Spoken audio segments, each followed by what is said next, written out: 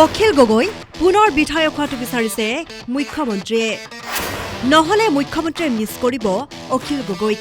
বিধানসভাত অখিল নাথাকিলে অখিল গগৈলৈ মনত পৰিব মুখ্যমন্ত্ৰী ডক্টৰ হিমন্ত বিশ্ব শৰ্মাৰ।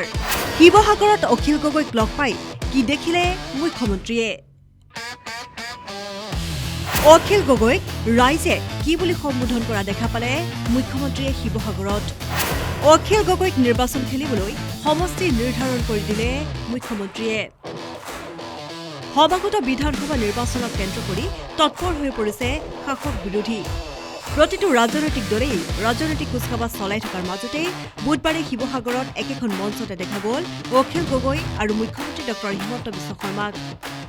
সততে অনবৰতে বাকযুদ্ধত লিপ্ত হৈ থকা অখিল গগৈ আৰু হিমন্ত বিশ্ব শৰ্মাক একেলগে দেখাৰ পিছতেই এই বিষয়ত ৰাজনৈতিক মহলত এতিয়া চলিছে ব্যাপক চৰ্চা।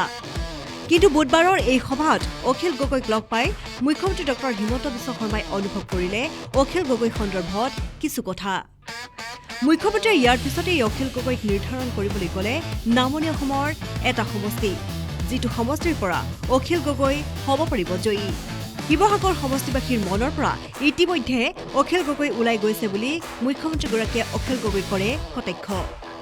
নামনি অসমৰ পৰঠা বিৰিয়ানী খুৱাব পৰা মানুহেহে অখিল গগৈক ভোট দি জয়ী কৰাব বুলি মন্তব্য মুখ্যমন্ত্ৰীগৰাকীৰ। আৰু অখিল গগৈক এনেদৰেই পৰামৰ্শ দি মুখ্যমন্ত্ৰীগৰাকীয়ে ক'লে যে নহলে অখিলক আমি বিধানসভাত মিছ কৰিম, সেয়ে তেওঁ নামনি অসমৰ যিকোনো এটা সমষ্টিৰ পৰা খেলক। অখিল গগৈ ডাঙৰীয়াক কালি মই শিৱসাগৰলৈ গৈছিলোঁ। তেওঁ মোৰ লগত আছিল। সকলো মহিলা ৰাইজে তেওঁক যি ধৰণে সম্বোধন কৰি আছে, মই ক'ব খোজা নাই শব্দটো, তাৰ পৰা মোৰ লাগে যে ইতিমধ্যে অসমীয়া জনতাৰ হৃদয়ৰ পৰা ক'ৰবাত যদি তেওঁ আছিলোঁ, এতিয়া তেওঁ বহুত দূৰত গুচি গ'ল। মইতো পৰামৰ্শ দিম অখিল গগৈক যে তেওঁ যদি ইলেকশ্যনো খেলে, এনেকুৱা এটা সমষ্টিতে খেলিব লাগিব য'ৰ মানুহে পৰঠা বিৰিয়ানী বনাই তেওঁক খুৱাব। বাকী জাগাততো এইবাৰ তেওঁ জিকিব মোৰ সন্দেহ আছে। যোৱাকালি অন্তত মইতো নন পলিটিকেল মিটিঙত গৈছিলোঁ। যিটো মই দেখি আহিলোঁ, মানুহে তেওঁৰ কথা বতৰাক বহুত সহজভাৱে লোৱা নাই যেন লাগে। কিন্তু মইতো আৰু ভোটাৰ নহয়, চূড়ান্ত শব্দটোতো মই ক'ব নোৱাৰোঁ।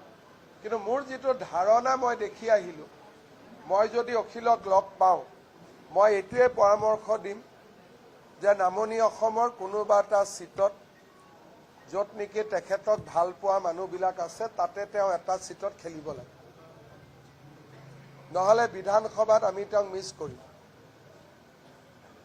এইটো মোৰ তেওঁলোকে পৰামৰ্শ হ'ব। বিশেষ প্ৰতিবেদন, নিউজ ডেস্ক ৰিপৰ্ট।